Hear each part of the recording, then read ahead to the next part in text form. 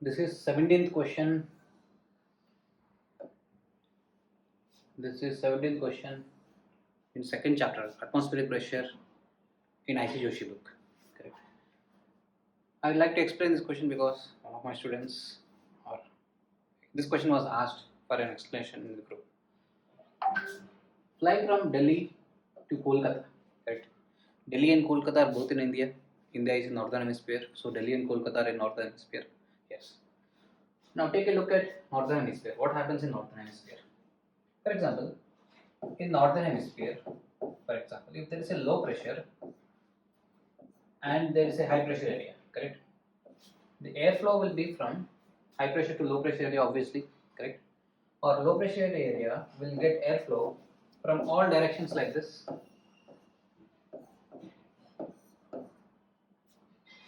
Now,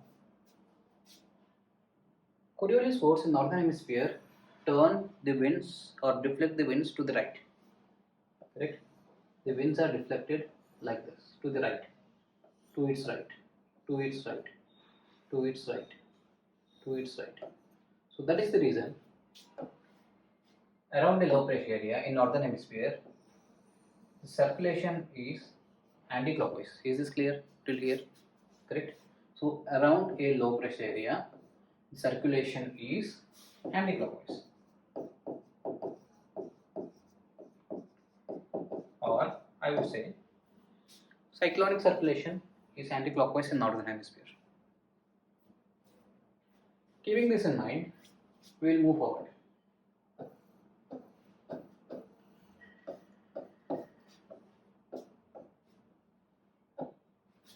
Flying from where? Delhi. You are flying to Kolkata. Now, your aircraft, while flying like this, is experiencing drift to starboard. Starboard means to the right side. That means the aircraft is moving like this, correct?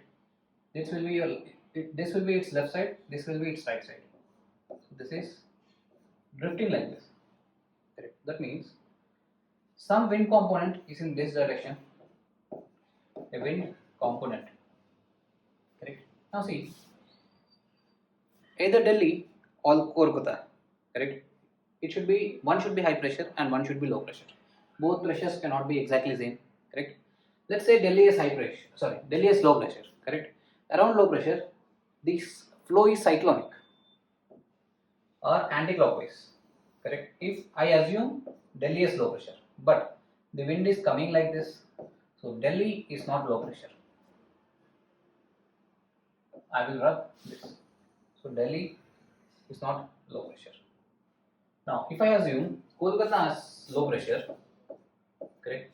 The cyclonic circulation or low pressure area, it is like this, anti-clockwise, correct? So this matches the wind. That's why the aircraft was getting drifted like this to the right of the aircraft or starboard. Right is called as starboard. Understood? That means today when you are flying from Delhi to Kolkata, Delhi is a high pressure area and Kolkata is a low pressure area. Correct? Understood this? Yes. Now I'll rub this. I'll just scroll up. So let's say this is Delhi, this is Kolkata. Delhi is a high pressure area. From the previous slide we have got it. Kolkata is a low pressure area. So normal pressure would be at sea level 1013. So I'll assume Delhi has a pressure of 1015 at the surface. Correct? This is the surface. So let's assume Delhi has a pressure of 1015.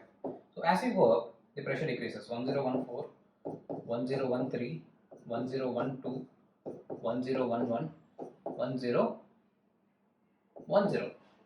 Correct?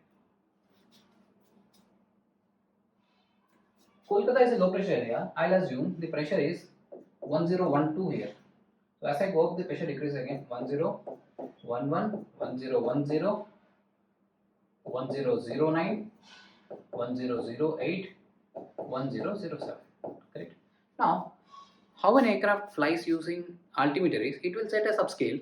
Correct. For example, if it has set 1015 and it measures its altitude from this level, correct, the aircraft, let's assume it is flying at 1011, measuring from 1015. Now as it flies from Delhi to Kolkata, see 1013 here, 1014 is here, 1015 is here, correct. So the isobars are like this because you are flying from a high pressure area to a low pressure area, right? So now 1011 is also like this, correct. Now, even though your aircraft is close to the ground near Kolkata, but you have set your subscale at Delhi, that's why it will measure from here, correct. So that's why your actual altitude will be lower than what is shown on your altimeter, correct. Your actual altitude, this is the actual altitude from ground, this is the actual altitude. Actual altitude is low because it is measuring from 1015. When it comes to question, so actual altitude will be lower,